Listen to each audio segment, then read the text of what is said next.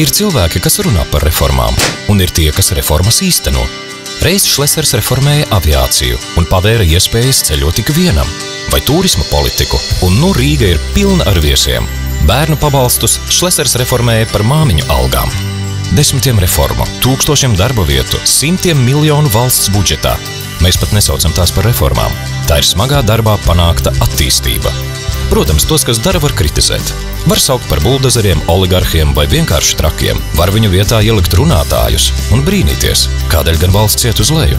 Kādēļ aug nodokļu cenas un bezdarbs, bet algas sarūk.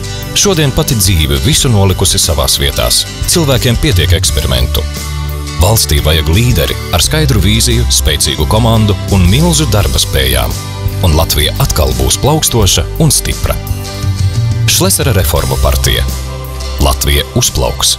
5. saraksts.